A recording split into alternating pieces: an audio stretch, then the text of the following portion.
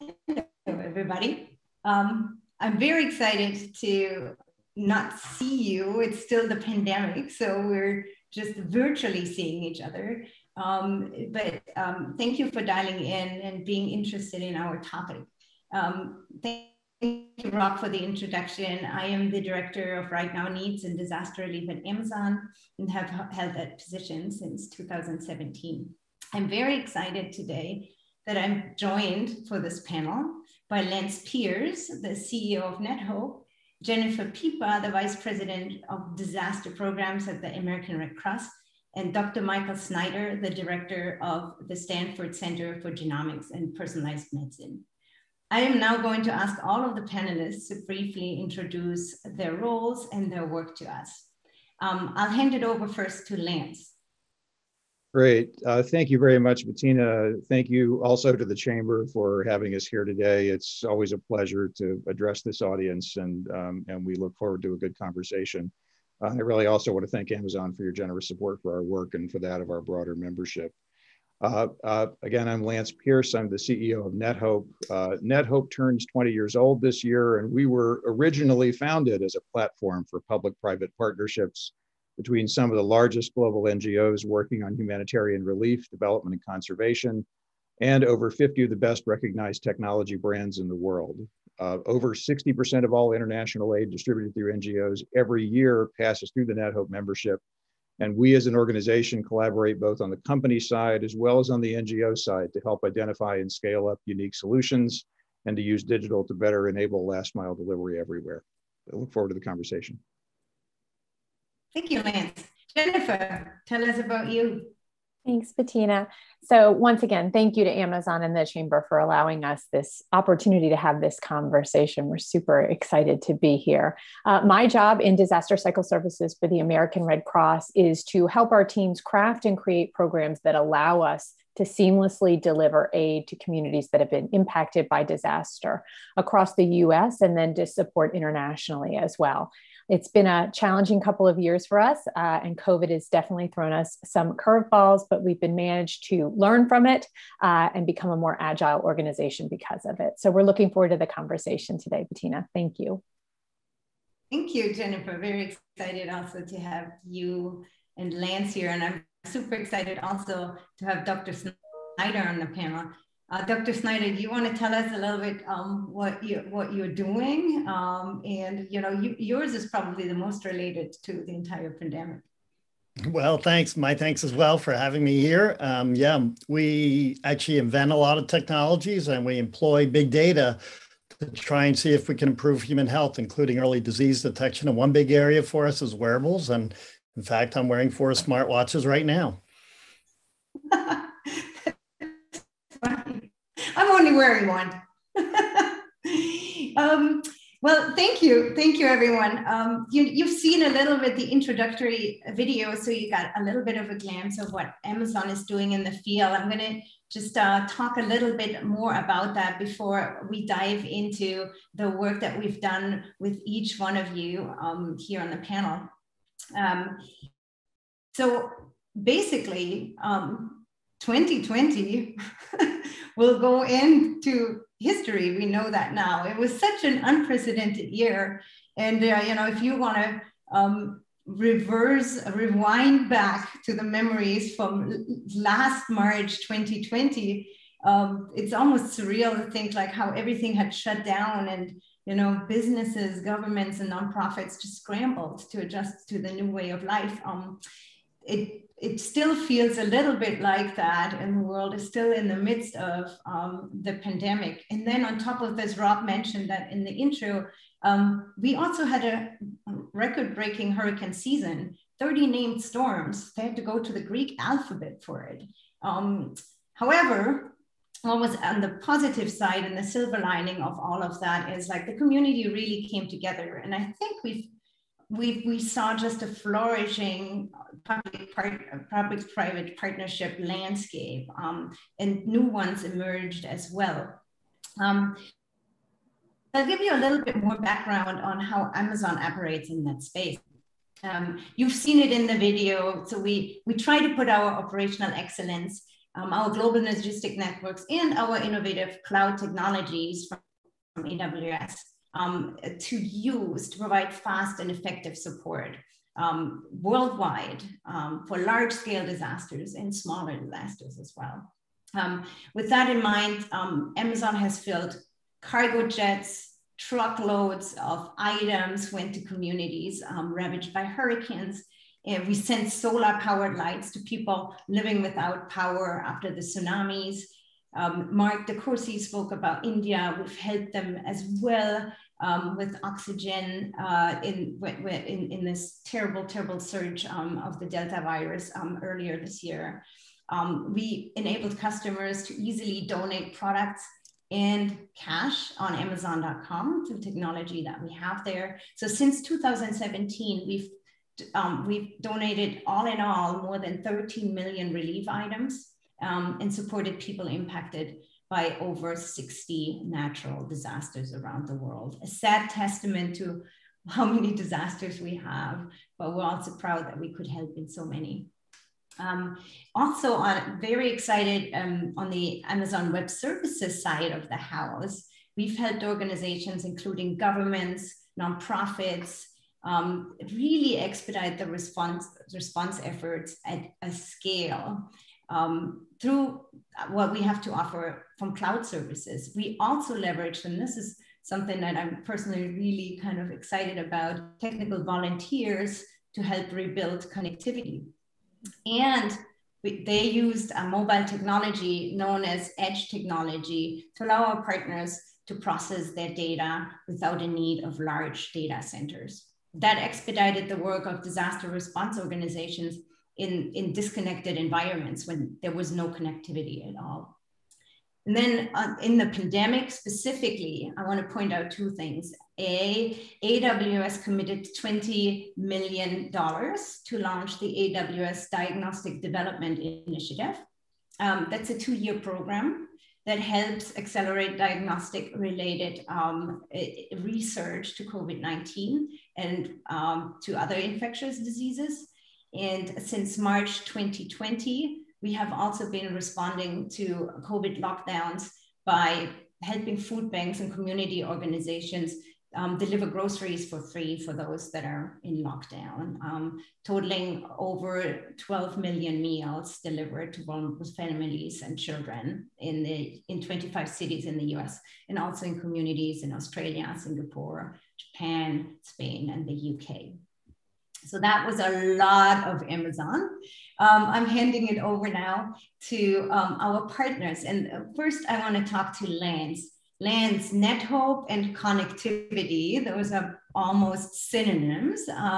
So let's talk a little bit about connectivity. And I'm curious to hear, why is connectivity such an important part to building resilience? And then how have you guys worked with us here at Amazon and AWS really to bring this to communities? Thanks, Bettina. Happy to jump in on that. I should say as well that we're very proud to note that the International Federation of Red Cross and Red Crescent Societies is a member organization of NetHope, and we frequently work alongside the National Red Cross, Red Crescent organizations around the world in our direct response. So it's great to be on stage with Jennifer here as well as a fellow traveler in the NetHope outreach and response work that we do. As you say, Bettina, connectivity is just increasingly synonymous and essential when it comes to emergency response as well as recovery. Gone are the days of loading up a Land Rover or a helicopter with supplies and then randomly passing out relief items to the people you happen to see on the way. The life-saving supplies and material that get distributed today are done so far more effectively because aid organizations can use technology and share data and information to know where the most impacted populations are located. They're better able to track effective delivery of aid through digitized and connected supply chains, and they're better able to ensure distribution to the greatest points of need across a wider range of geographic locations. And so in those instances, data and connectivity are lifesavers. Quite literally. And over the last 20 years, NetHope's played a key role in providing emergency telecoms and data solutions to assist relief workers in impacted communities. And as you mentioned, we've got a few recent examples of that where we've worked directly with you. Last November, when Hurricane Iota struck Nicaragua, Honduras, and the neighboring countries, the capacity of first responders and existing infrastructure were already stretched thin after Hurricane Eta only 2 weeks earlier. So either one of these two storms, Eta at Category 4 or Iota at Category 5, would have been devastating all by itself. And according to researchers, Central America had only been hit by 4 Category 4 or 5 hurricanes in its known history prior to 2020. So there was almost no preparation for events on this scale. Eta and Iota, of course, hit the region only 2 weeks apart, and it resulted in the worst extreme weather-related devastation in this region that's been seen within living memory. So the situation really made it hard for our member organizations, the nonprofits in our membership, to conduct the important relief work that they do. But with support from the AWS Disaster Response Program, we were able to launch a 7-month collaborative project to increase the response and the coordination capacity of all the NetHope member organizations, as well as a number of other humanitarian agencies, including UN agencies and others in Nicaragua, by providing access to free Wi-Fi connectivity. Now, as you might also imagine, this was really no mean feat, given that much of the world was still in full lockdown due to the pandemic. So crossing international borders was difficult at best, and in some cases impossible. And the region itself was already under-resourced and struggling to control its borders against the spread of COVID-19. But despite all of this, we were able to mount an effective response. We were able to help our member NGOs and the other organizations doing direct response in the region. We helped them connect, track, deliver, save lives, and serve communities in the process. With Amazon, we and the NetHope member organizations executed 37 different aid programs, and we supported literally thousands of recipients in the process. And we also enabled member organizations to share vital information, such as locations for safe shelter and where to seek medical care. And also, as part of this, we tried to leave behind important skills that are going to be needed in the future. So as part of this, we trained local technicians to ensure that there was local capacity to maintain and troubleshoot the installed Wi-Fi networks. Our rapid response team at NetHope relies on our company partners for volunteer staff. Our company partners provide surge capacity. They often act as subject matter experts in the field. And in particular, we've leveraged AWS technical volunteers, including in 2019 during Hurricane Dorian, when it became one of the 2 most powerful storms to make landfall from the Atlantic. With support from the AWS Disaster Response Program, we were able to deploy to some of the hardest hit areas to help set up communications and connectivity at more than 40 different medical facilities and shelters in Nassau and Abaco in the Bahamas. I think just in conclusion, I'll say, it's one thing to provide a donation, and as a not-for-profit organization, I certainly don't want to minimize that. We do need your donations and we need your contributions to help support our work, but it's another thing entirely to deploy side by side in a crisis, as we've been able to do with AWS. And so we've been very fortunate as a not-for-profit organization to have a long history of strong and effective partnerships in this regard, and it's indispensable for us to do our work and to be able to help us directly and all of our member organizations better serve the people that they're trying to help in times of crisis. Yeah, thank you, Lance. I think what I'm most proud of in the story is like the scale that we could achieve together, right? Like how you, through this partnership, how you could reach 37 different organizations in Central America at that time. And then how just like by creating connectivity, you get everybody back into work. I want to pivot over to kind of some other form of connectivity. In the pandemic, luckily that wasn't a disaster where connectivity failed, but where connectivity and Wi-Fi technology, remote technology really became super, super important. So I spoke earlier about the Diagnostic Development Initiative, and Stanford University was one of the organizations that used the program to harness cloud technology to advance their work. Dr. Snyder, tell me a little bit what you did with that. What did you do with the partnership through the initiative? And how will it help you also prepare for the future, or what comes after that? Sure. So we had found before the pandemic that, believe it or not, we could detect when people are getting ill from an infection from infectious disease prior to symptoms. So we'd shown it for Lyme disease and respiratory viral infections, because it turns out your resting heart rate and other physiological parameters will change before a symptoms onset. And so when the pandemic hit, as you might imagine, we wanted to try and apply this and see if we could improve it for COVID detection.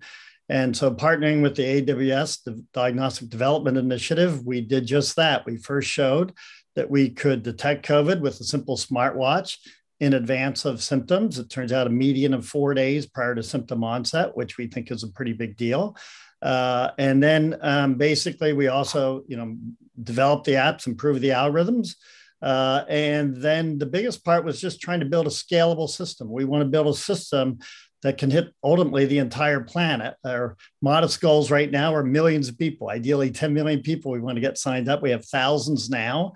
And we have built a real-time alerting system. So we went from just saying retrospectively, we can detect when you're getting ill, and we know what happens again before symptoms, to now being able to set up an alerting system. And we've just rolled out this part of the study. So we will ping you with a red alert when we first see your heart rate, when we see an outlying measurement, suggests that something's off. Now, it's not always COVID. It could be another illness, and it could be other things will trigger this. But it does happen many of the times. It is COVID, in fact. So we can show this now prospectively, again, that we can detect when you're getting ill prior to symptoms. Works 78% of the time. And remarkably, it even picks up asymptomatic cases. So we can see when someone's heart rate is jumping up. We have 10 instances of this, and no symptoms are there, but they get a test, and sure enough, they're positive. So we think this kind of technology is scalable. It can hit all parts of the planet. 60% of the planet has a smartphone. You do it all through a cloud-based system.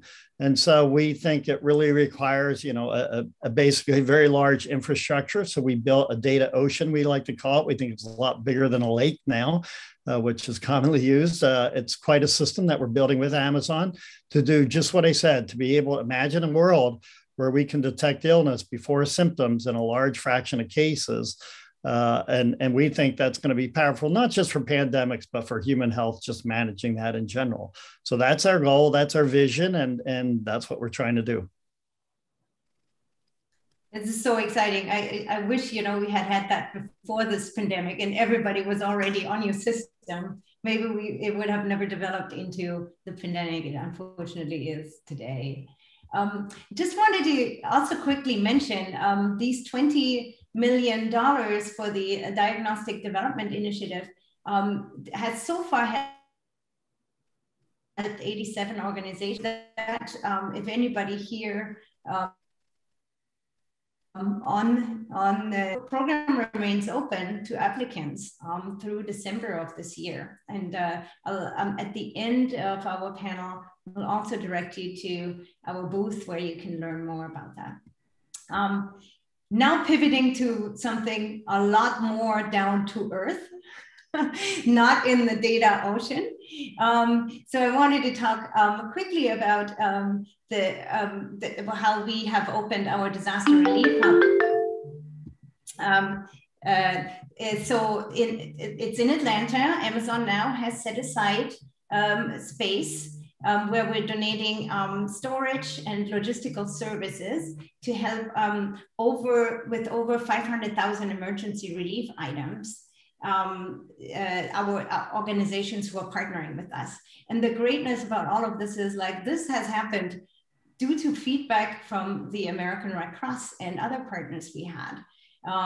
We are now pre-positioning items there for the Red Cross, but also for the International Federation of the Red Cross and other partners. So Jennifer, tell us a little bit about how this disaster hub helps your organization and what the Red Cross vision is to scale even further. What are opportunities that are there? And then what would a future disaster relief operation look like with items that are stored in a hub provided by a partner? Absolutely. So, I think first and foremost, a hub based in Atlanta, which allows an excellent launching point, not only for the Southeast US, but also the Caribbean and Central America is critical. And folks who work in disaster relief operations will tell you the one thing you cannot afford to lose on an operation is time. And so speed to scale is a critical function of being there and being present in the community to deliver immediate aid. We see this a lot, especially when you look at island communities like Puerto Rico for Hurricane Maria or the Bahamas for Hurricane Dorian. The ability to get in and deliver massive amounts of emergency supplies is absolutely critical to stabilizing that environment once it's been impacted by a disaster. Amazon's commitment to this has been huge for us. We are experts at typically what communities need immediately after a disaster, depending on the type of disaster that's impacted. And Amazon's commitment to stock those much needed items in a hub that allows us to deliver them faster is it's an amazing opportunity that we're able to now bring to our communities. What does it look like in the future? Well, it feels weird to step into Michael's world a little bit, but it is about data. It's about data lakes. It's about data oceans now, and understanding what the impact is in that community, and not only using that for us as an organization, but sharing that with other organizations so that we can help paint a picture of the overall impact of the community. What we see time and time again is the Red Cross cannot be the sole provider of disaster relief services. It takes a community, it takes Net Hope, it takes other nonprofits, it takes for-profit organizations. And if we all come together and we're able to share situational awareness, we make much better real-time decisions to get the community exactly what it needs, when it needs it, exactly where it needs to be delivered. And that's really kind of the magic equation to making sure that we can stabilize that community in the first couple of days past a disaster. And Hurricane Dorian, a prime example of that, right? You've got an island, transportation in, dropping supplies, huge logistical challenges presented there. And Amazon was able to get a plane over there and get critical medical and disaster relief supplies delivered immediately to help stabilize as the rest of our organizations could kind of rally and bring in additional supplies. So it's incredible the opportunities we have there. As we will tell people all the time, when you respond to a disaster relief operation, it is like setting up a small or medium business in about 48 hours. You have to set up all the logistical support, how to support incoming volunteers, and then how to deliver services to the community. It can be a crazy challenge, but one that our organization is up to, but only with the partnerships like Amazon and other nonprofits. So we're so excited to be here and be able to share some of the best practices that we've learned over time.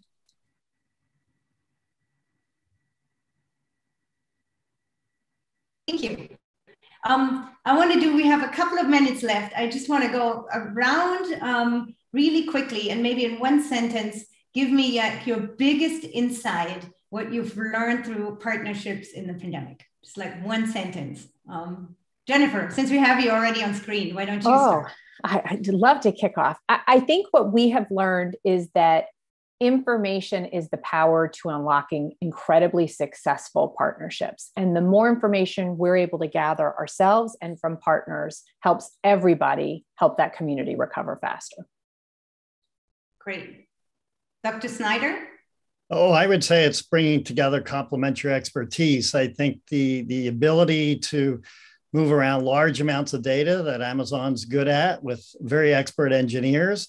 I think with some of the brilliant people in my lab who are pretty amazing at putting together algorithms for these sensitive detections, it's just a winning combination. And everybody brings something to the table to solve a pretty complicated problem.